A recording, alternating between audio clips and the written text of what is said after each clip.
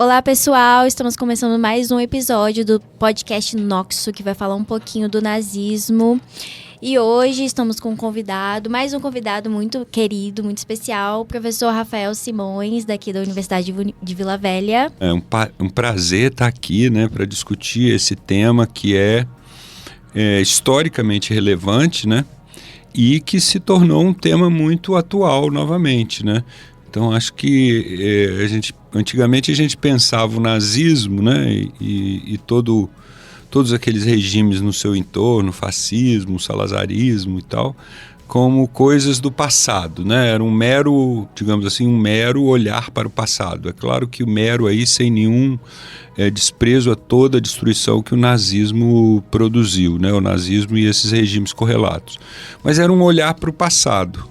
Hoje, quando a gente pensa o nazismo, claro, além do olhar para o passado, a gente pode também pensar um pouco no nosso tempo presente, até em o que se olha, o que se vê já nas entrelinhas do futuro, digamos assim. E quando a gente pensa em nazismo, quando a gente ouve falar sobre nazismo, vem uma figura, né, que foi muito importante, que é Adolf Hitler. Quem que foi Adolf Hitler? Adolf Hitler é o personagem central, né? Ele nasceu na Áustria, não conseguiu, né? Nasceu lá no ano de 1889, não conseguiu ter nenhum tipo, digamos assim, de sucesso na vida, tentou ser várias coisas, inclusive artista plástico, viveu... Ele gostava muito de arte, né? Viveu durante algum tempo em Viena, inclusive... das vendas de pequenas pinturas que ele fazia. E depois, quando vem a Primeira Guerra Mundial, ele acaba se alistando no exército alemão, né? Consegue se alistar no exército alemão, participa da guerra.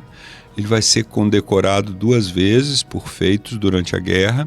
Inclusive, quando a guerra termina, e lá em novembro de 1918 ele está num hospital porque tinha sofrido ferimentos por conta de gases tóxicos que tinham sido usados. E isso tinha causado problemas na visão e no aparelho respiratório dele. Ele estava se recuperando. Mas quando ele sai do hospital, então ele vai, né, voltar ao exército e ele vai ter a incumbência, né, o exército estava numa situação muito difícil, a Alemanha estava numa situação muito difícil e o exército alemão, por conta dos vários movimentos revolucionários que estavam acontecendo na Alemanha naquele momento, o exército começa a acompanhar os partidos políticos, né, na época. E Hitler, vai ser destacado para acompanhar o Partido dos Trabalhadores Alemães. E ele depois vai começar a tomar conta do partido, né? E aí ele vai mudar o nome, inclusive, do partido e vai passar a se chamar Partido Nacional Socialista dos Trabalhadores Alemães. Inclusive, esse nome, né, é que muitas vezes engana as pessoas. Sim. As pessoas falam, é um partido de esquerda, né? Sim. E na todo verdade, mundo pensa fala no partido nazista. Nazista, aí quando as pessoas falam, nacional socialista, não entende nada. É de esquerda. Não, só que o nazismo é um movimento de direita, né? Sim. E é importante a gente perceber isso.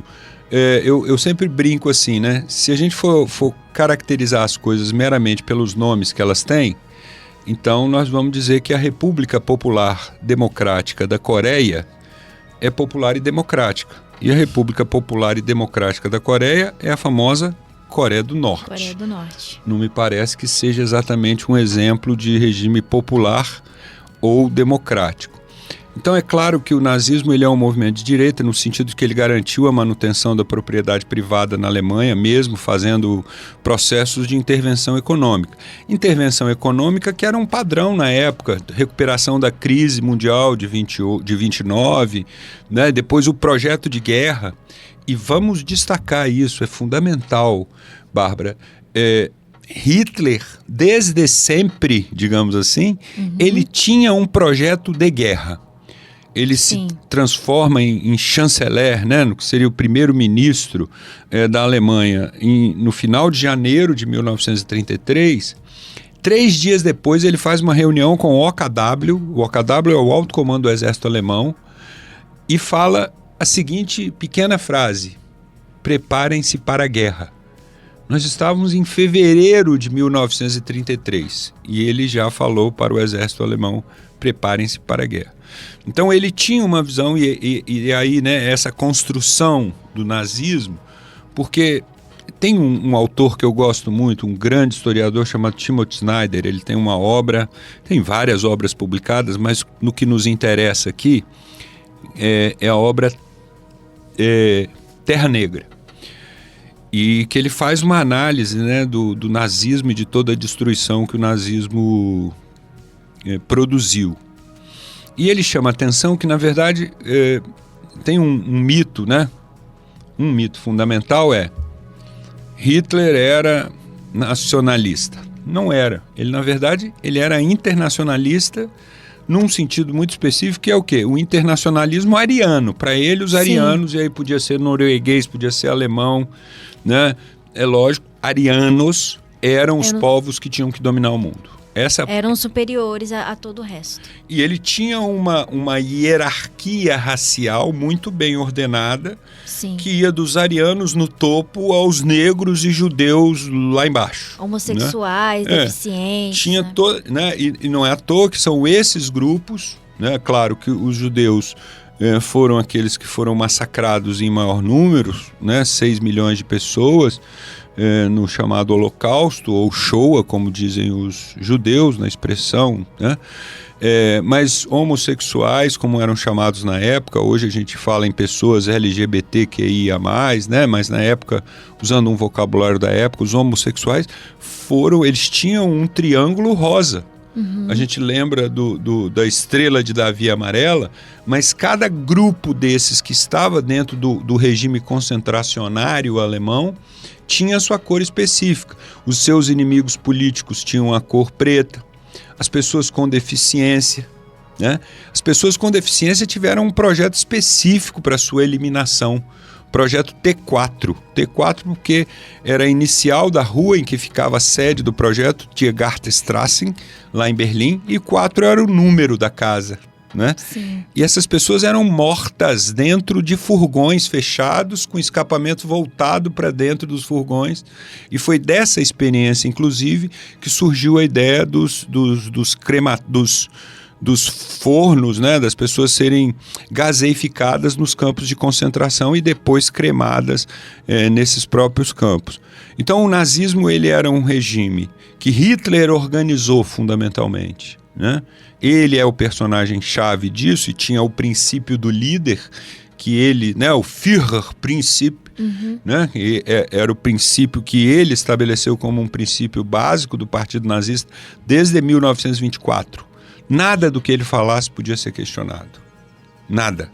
Sim. Né? Então, era um princípio político de liderança absolutamente centralizada, um princípio racialista absolutamente centralizado em torno dos arianos, um princípio antiliberal, nada de perda de tempo com discussões políticas, debates políticos, isso é perda de tempo, antiliberal e antiparlamentar, né?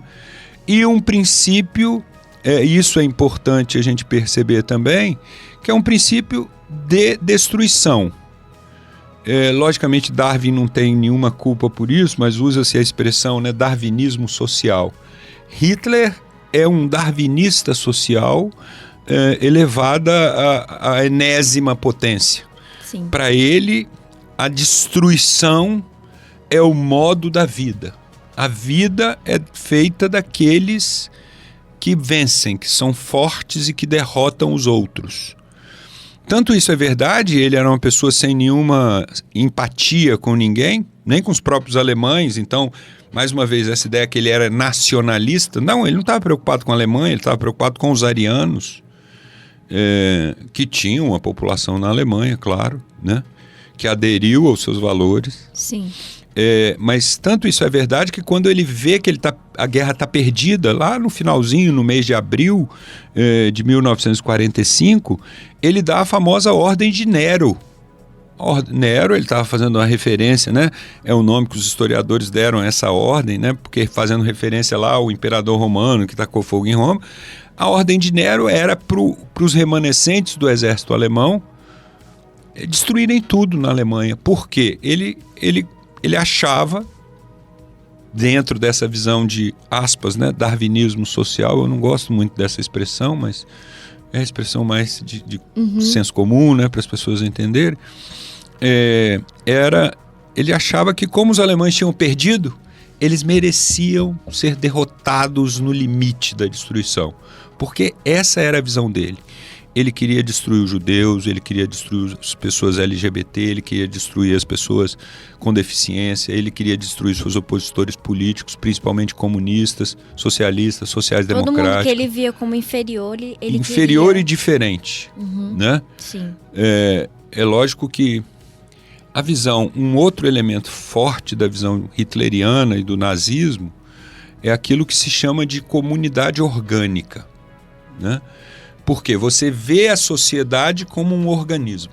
Sim. E tal qual um organismo, o nosso organismo, né, os organismos vivos, eles têm várias partes diferentes, mas lógico, essa diferença dentro do ambiente ariano, digamos assim, né, na visão hitleriana. E aí você quer o quê? Que cada parte cumpra a sua função. E essa preocupação de Hitler com a comunidade orgânica, ela chegava a um extremo tão grande que, por exemplo, ele tinha essa verdadeira obsessão, e ele desenhou vários deles, de desenhar os vários uniformes. Por quê? Além de estabelecer as funções daquela célula da sociedade, ele queria mostrar que as pessoas identificassem. Na hora que elas vissem lá uma pessoa com uniforme tal, já sabiam, essa pessoa é tal função que ela cumpre. E cada um devia cumprir a sua função e nada de questionamento, né? E para você garantir isso, a outra face da moeda é o quê? É uma sociedade muito, muito organizada por instituições que controlam e fiscalizam os cidadãos. Então você tinha lá a Bundesliga, né, a Liga das Mulheres, você tinha lá a Liga dos Jovens, a Liga das Crianças, você tinha a Associação dos Trabalhadores, que substituiu os sindicatos, e todas essas associações, elas visavam, claro, do ponto de vista da propaganda, sim, elas visavam promover a vida, né, a boa vida, a qualidade de vida dessas pessoas.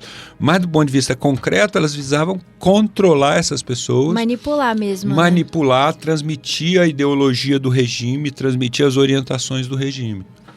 Então, o nazismo é um fenômeno muito complexo, né?